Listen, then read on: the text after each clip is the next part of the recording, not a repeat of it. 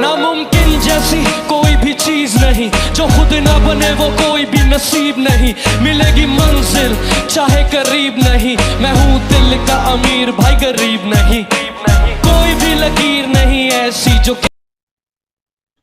Dear students, class 11, आज ये जो चैप्टर है ये है ग्रेविटेशनल, और ग्रेविटी से जुड़े हुए सारे क्वेश्चन आंसर्स ऑलमोस्ट मैं इस वीडियो में कवर करने वाला हूँ।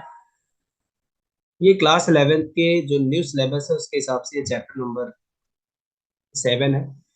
यूनिवर्सल ग्रेविटेशन इस चैप्टर में लिखा हुआ है, बट यहाँ पर ग्रेविटी से रिलेटेड सारी चीजें हम पढ़ने वाले हैं।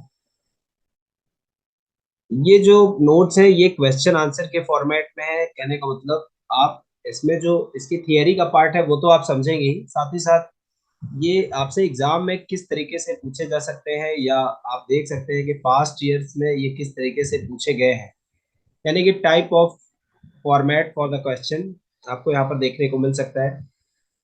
तो ज्यादा देर न करते हुए स्टार्ट करते हैं। Write down laws of planetary motion, prove that the force acting on a planet is inversely proportional to the square of its distance from the sun।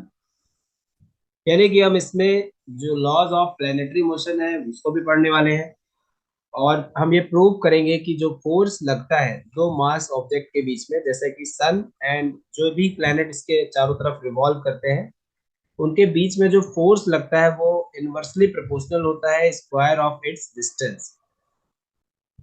तो जो लॉज ऑफ प्लेनेटरी मोशन है वो कैपलर ने दिए सबसे पहले, और Kepler's laws of planetary motion में हम इसके 3 लॉज पढ़ेंगे।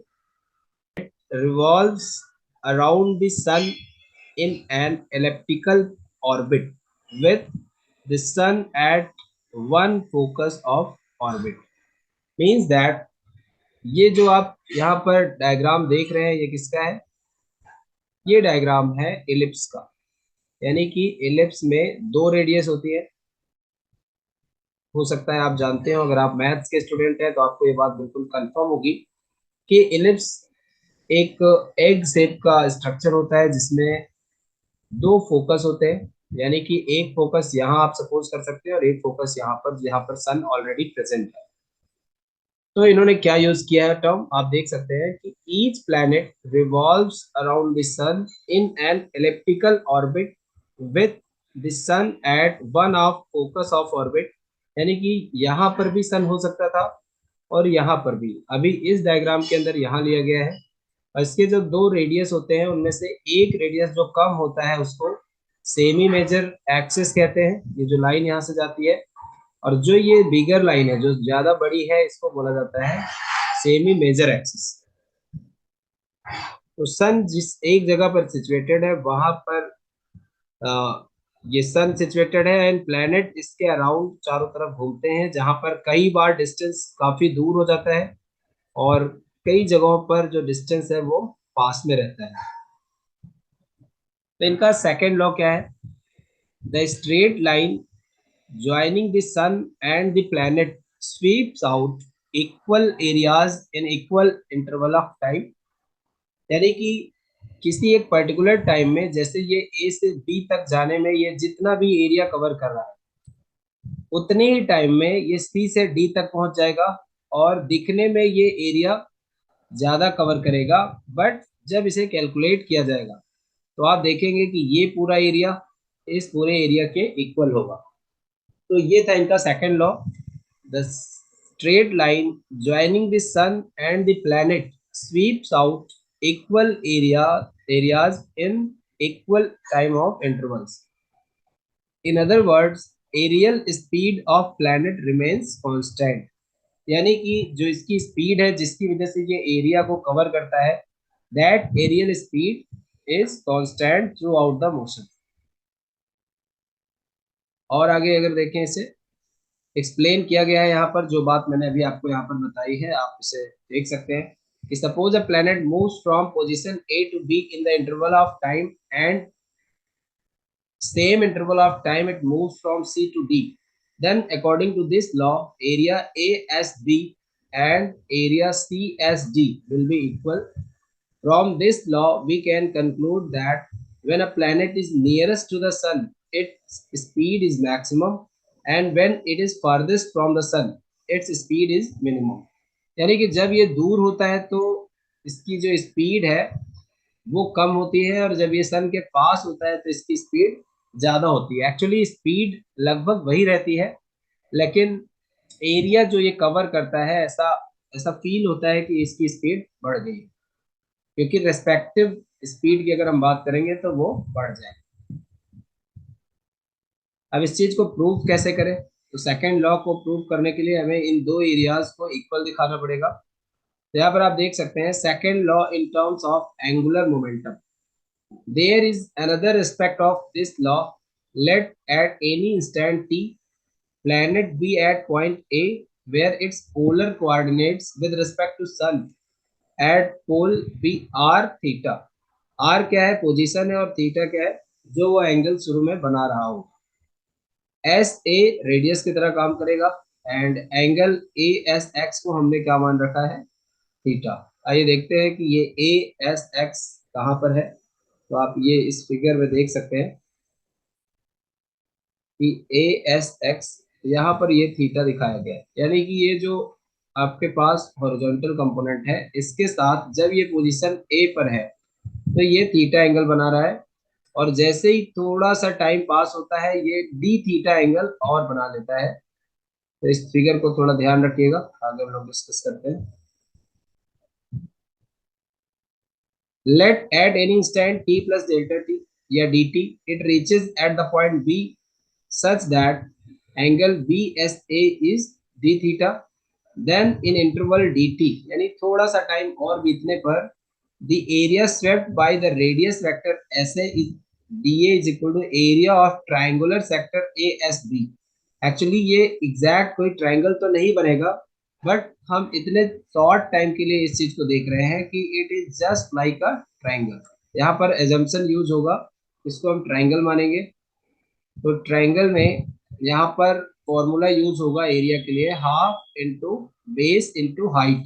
अब ये जो आर्क है यहाँ पर, इसको हम कैसे निकालेंगे? तो आप देख सकते हैं डी थीटा, यानी थीटा इज इक्वल टू, आपने पढ़ा होगा, एल बाई आर होता है। तो यहाँ पर एल क्या है? आर्क लेंथ, जो कि ए बी है, और आर जो है वो रेडियस है।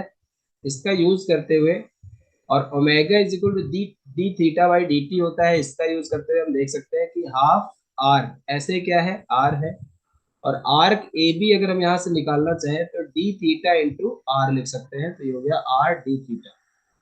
अब areal speed means D A by D T.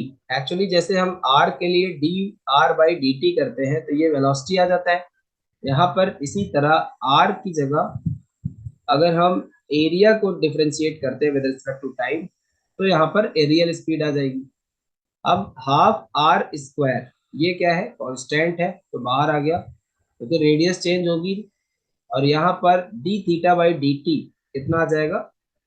यहाँ से आप देख सकते हैं, इसको हम ओमेगा लिख सकते हैं। तो ये ओमेगा हो गया, यानी कि half are square omega. Let I be the moment of inertia of planet about the sun, then angular momentum होता है J is equal to I omega. ये आप चैप्टर नंबर 6 में जब रोटेशनल मोशन पढ़ते हैं तो वहां पर एंगुलर मोमेंटम का फॉर्मूला आई के टर्म्स में होता है, आई इंटू ओमेगा। और आई क्या है? यहाँ पर इसको बोलते हैं moment of inertia. I is moment of inertia, जो कि अलग अलग डिफरेंट शेप्स के ऑब्जेक्ट्स के लिए अलग अलग होता है। तो इस तरह से हम यहाँ पर जो आपका एम आर स्क्वायर लिख रहे हैं वो आई की ही वैल्यू होती है, I is equal to m r square. तो जैसे ही हमने आई की वैल्यू रखी, एम आर स्क्वायर हो गया, और ये ओमेगा। आगे देखते हैं। अब ये जो जे है, J is equal to M, और अभी अभी हमने देखा कि जो D A by D T है, यानी कि ओमेगा है, उसकी जगह ओमेगा नहीं, सॉरी, स्पीड, उसकी जगह हम क्या रख सकते हैं? Half are square omega. और जैसे ही आप यहाँ पर D A by D T की वैल्यू रखते हैं तो आपके पास आ जाता है जे अपॉन टू एम, यानी कि ये जो टू है ये डिवाइड में चला जाएगा, एम भी डिवाइड में आ जाएगा, और ये dA/dt आपका राइट साइड बचेगा, बट हम राइट साइड को लेफ्ट में लिख सकते हैं, और लेफ्ट में जो dA/dt है वो J/2m के इक्वल होगा। तो हम कह सकते हैं कि एरियल स्पीड जो dA/dt है प्लैनेट की, ये कांस्टेंट आएगा। क्यों? क्योंकि J कांस्टेंट है और 2 तो कांस्टेंट नंबर है ही, और M यानी कि मास ऑफ प्लैनेट भी कांस्टेंट रहेगा। तो इससे क्लियर होता है, आपको अलग अलग कई एरियाज दिखाने की जरूरत नहीं है, आप यहीं से समझ सकते हैं कि जो rate of change of area होगा वो हर समय J/2m ही होगा, और वो कांस्टेंट है। तो ये प्रूव करना कोई जरूरी नहीं होता है, जब आपसे कहा जाए तभी आपको प्रूव करना है, अदरवाइज आप केवल सेकंड लॉ को क्या कह सकते हैं कि एरिया इक्वल स्वेप्ट करेगा। Thus, Kepler's second law is equivalent to the law of conservation of angular momentum। हमने एंगुलर मोमेंटम के बारे में पढ़ा था कि एंगुलर मोमेंटम कंजर्व रहता है, तो यहाँ पर भी वो केपलर लॉ से इस बात को प्रूव किया जा सकता है। अब बात करते हैं थर्ड लॉ की। The square of period of revolution of any planet around the sun is directly proportional to the cube of semi-major axis of elliptic orbit। जैसा कि अभी मैंने आपको बताया था कि एलिप्स में एक ये जो एक्सिस है इसको बोलते हैं semi minor axis, semi minor axis, और ये जो ज्यादा लेंथ में है इसको हम बोलते हैं semi major axis, semi major axis. तो अभी क्या कहा जा रहा है कि जो टाइम पीरियड है रेवोल्यूशन का उसका स्क्वायर करें तो वो सेमी मेजर एक्सिस के क्यूब के डायरेक्टली प्रोपोर्शनल होता है। तो इस बात को हम यहाँ कैसे प्रूव करेंगे, जरा उसको देखिए। Let A and B are semi major and semi minor axis of the elliptic area, then area of ellipse is pi AB। अब ये pi AB किस तरह से हुआ,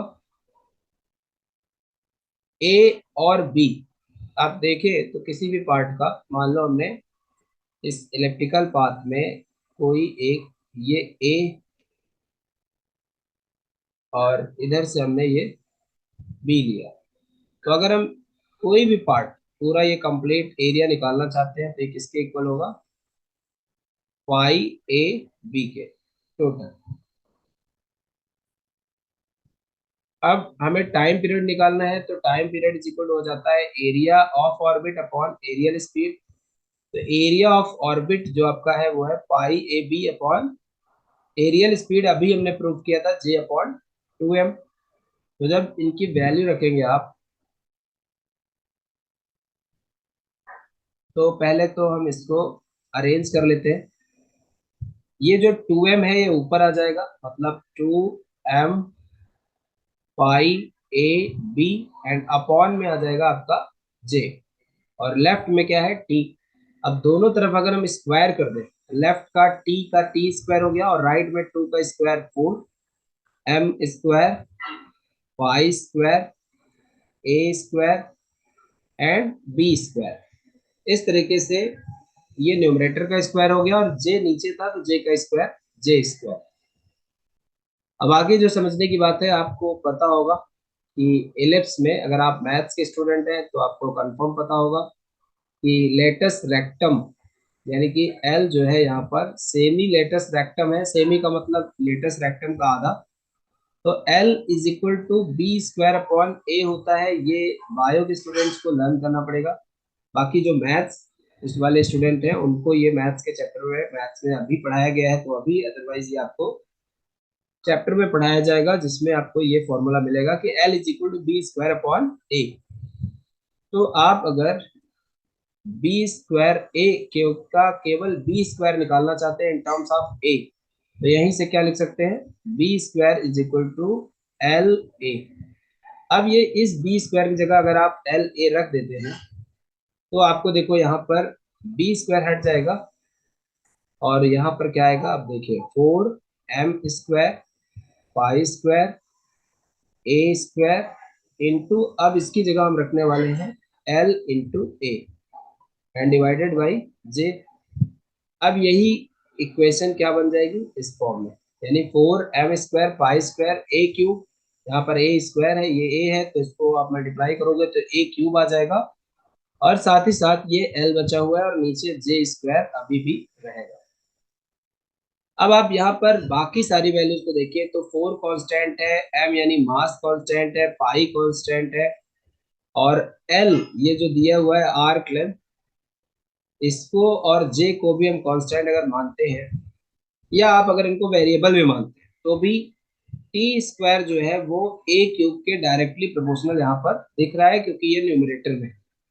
तो यहीं से हम कंक्लूजन क्या निकालते हैं कि जो टी स्क्वायर है वो ए क्यूब के डायरेक्टली प्रोपोर्शनल है। From this law we conclude that further is the planet, यानी जितना दूर होगा planet from the sun larger will be the period of revolution of planet, यानी कि उतना ही ज्यादा उसका जो टाइम लगने वाला है वो उतना ही ज्यादा होगा, और जब पास में होगा तो उसको रिवॉल्व करने में जितना डिस्टेंस ट्रेस करने में वहां टाइम लग रहा है उससे कम टाइम में ही वो इतना डिस्टेंस ट्रेस कर लेगा। Prove that the force acting upon a planet is inversely proportional to the square of the distance of the sun। यही क्वेश्चन नंबर 1 में भी जब बड़े पार्ट में दिया था तो ये था वहां पर भी। एंड एक ये है कि what conclusion did the Newton derive from Kepler's law, यानी कि पहले केपलर ने अपना प्लानिटरी लॉज दिए थे, उसके बाद न्यूटन ने आकर उसमें और भी अमेंडमेंट किए, कुछ सुधार किए और अपने नए रूल्स दिए। तो आइए उनको देखते हैं। Newton's conclusion from Kepler's law. From the study of motion of planets, it has been found that orbit in which planets यानी except Mercury and Pluto, ये थोड़ा सा डिफरेंट पैटर्न में, क्योंकि ये आप मान सकते हैं कि छोटे प्लैनेट्स हैं और पास भी हैं, तो ये जब सन के चारों तरफ चक्कर लगाते हैं तो इनका पाथ लगभग सर्कुलर होता है। एग्जैक्ट सर्कुलर ये भी नहीं होते बट ये होता है। बाकी इनके अलावा जितने भी प्लैनेट्स हैं वो इलेप्टिकल पाथ पे मूव करते हैं, ये बात हमको केपलर के फर्स्ट लॉ से पता है। Let a planet of mass m revolves around the sun in a circular orbit of radius r, ऐसा हमने एज्यूम कर लिया, with speed v according to Kepler's third law of periodic time is obtained by t square is equal to k r cube। वहां proportionality था तो केवल ए cube था, अभी ए को हमने आर मान लिया है और कांस्टेंट तब आया है जब प्रोपोर्शनलिटी हट चुकी है, इक्वल आ चुका है।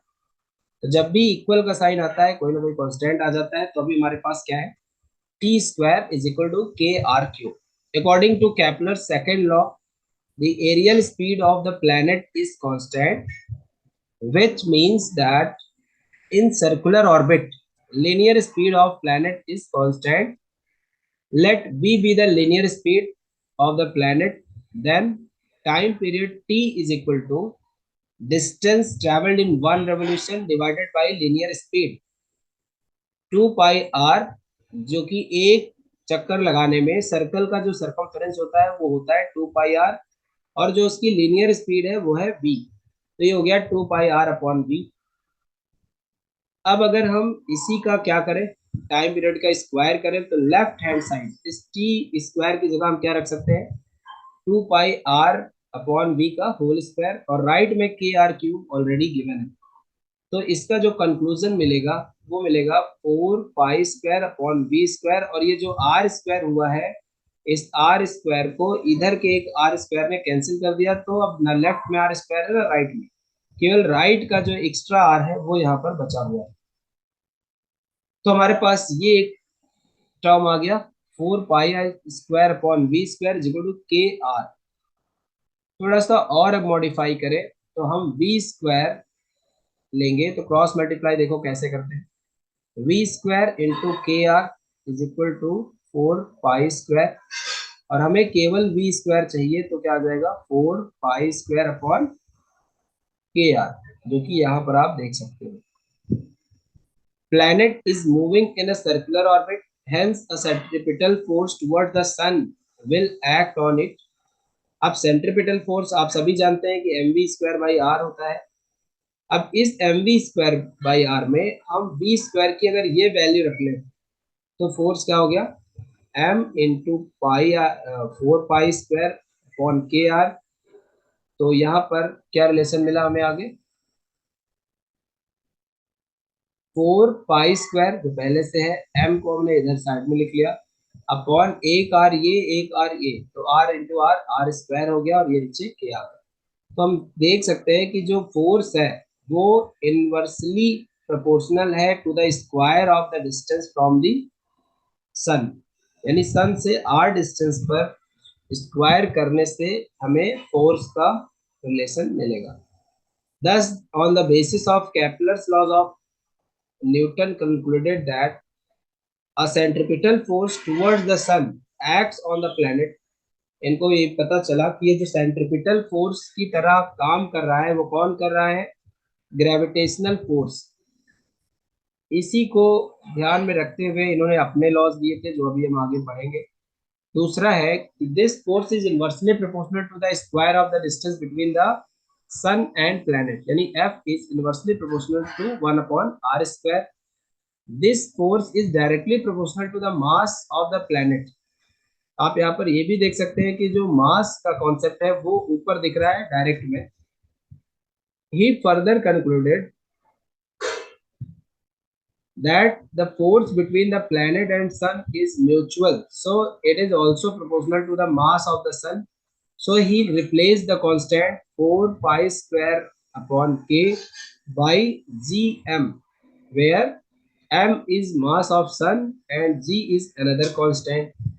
So finally he concluded that thus from the force between planet and sun is F is equal to g M M upon R square. इसी को बाद में मॉडिफाई किया गया कि जो फोर्स है वो किन्हीं भी दो मास ऑब्जेक्ट के बीच में क्या होगा, जी m1 m2 upon R square. तो ये तो बहुत ही डीप नॉलेज है, कहीं ना कहीं आपको इसमें दिख गया होगा कि आपकी बुक में जितना सिंपली दिया हुआ है कि न्यूटन ने बोला कि F is directly proportional to the product of the masses m1 m2, and again he concluded that it is inversely proportional to the square of the distance, and then he added these two laws in one proportion, m1 m2 upon r square, and finally जैसे ही proportionality sign हटा equal आया तो इन्होंने कहा जी m1 m2 upon R square, और इसी जी को हम लोग बोलते हैं यूनिवर्सल ग्रेविटेशनल कांस्टेंट। अब इस चीज को ही हम न्यूटन्स लॉ में पढ़ने वाले हैं, लेकिन अभी जो हमने स्टडी की ये ऊपर से लेकर यहाँ तक ये था केपलर लॉ को न्यूटन के लॉ से कंक्लूड किया गया है, यानी कि न्यूटन ने जो लॉ बनाया था वो केपलर के बाद बनाया था, और केपलर के रूल्स को बिना वायलेट किए हुए उनसे रिलेट करते हुए उन्होंने ये कंक्लूजन निकाला था। चलिए थर्ड क्वेश्चन में हम यही देखने वाले हैं कि आखिर न्यूटन ने इस लॉ को कैसे दिया, जो अभी मैं ऑलरेडी ऊपर डिस्कस कर चुका हूं, तो ज्यादा बिना टाइम वेस्ट किए इसके ऊपर हम लोग देखते हैं। State Newton's law, 1 second.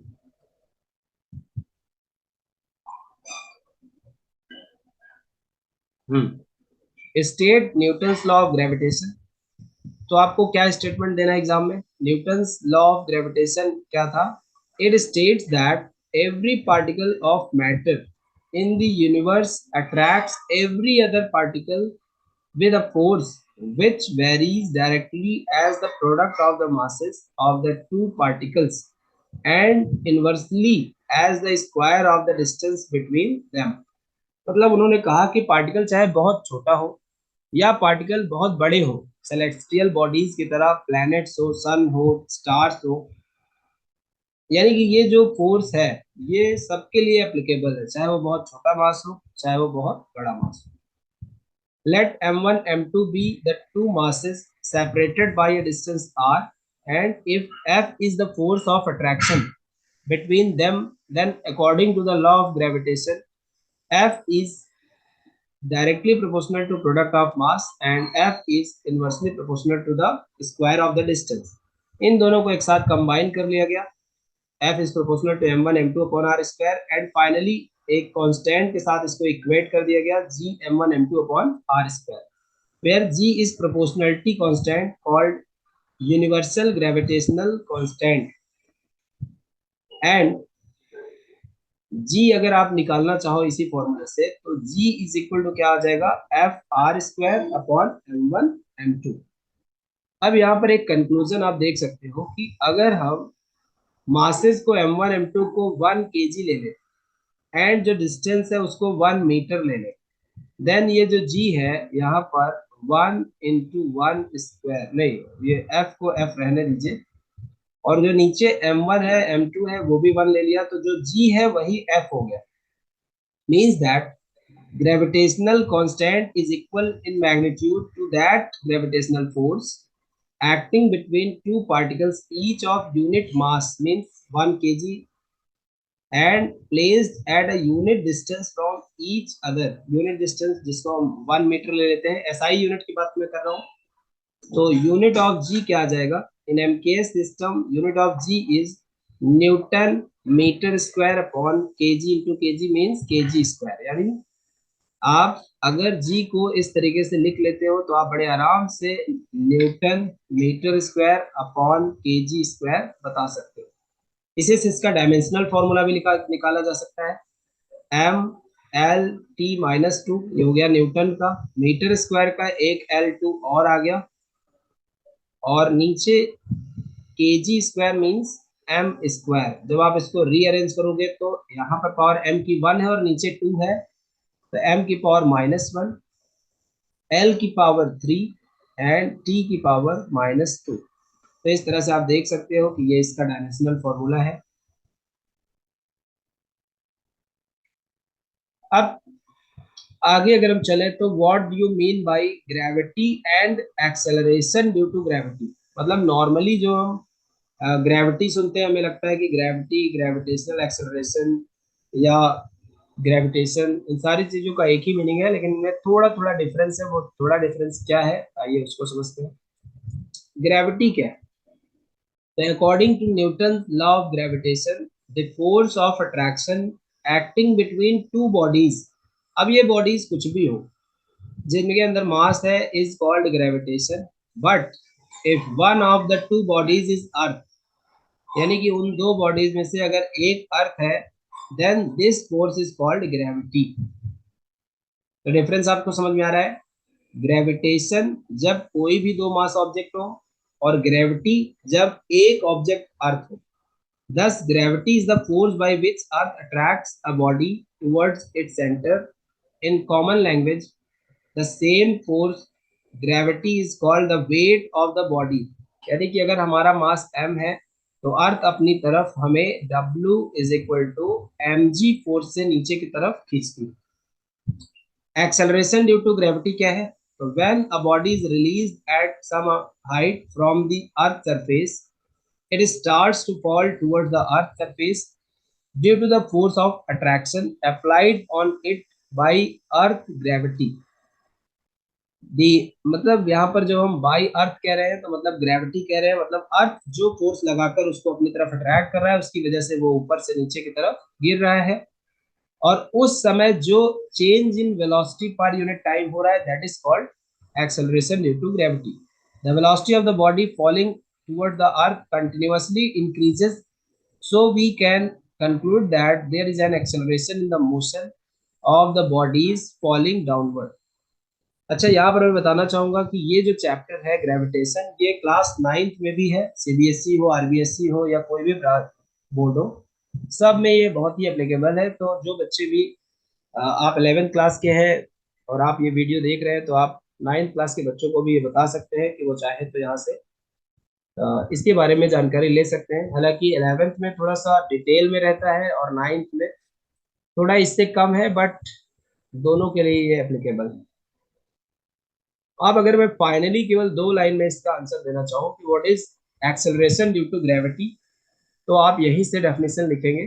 The acceleration और rate of change of velocity of bodies falling towards the earth is called acceleration due to gravity, and it is denoted by small g।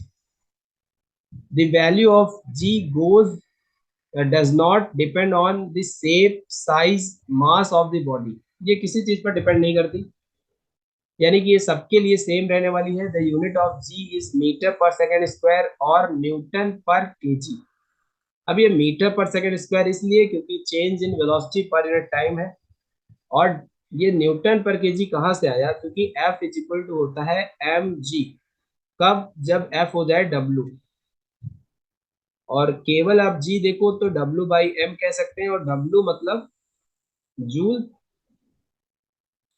Actually joule नहीं है ये work done नहीं, ये wait है, और wait एक तरह का फोर्स है, तो इसलिए ये न्यूटन और अपॉन मास का केजी। तो न्यूटन पर केजी इसकी एसआई यूनिट हो गई।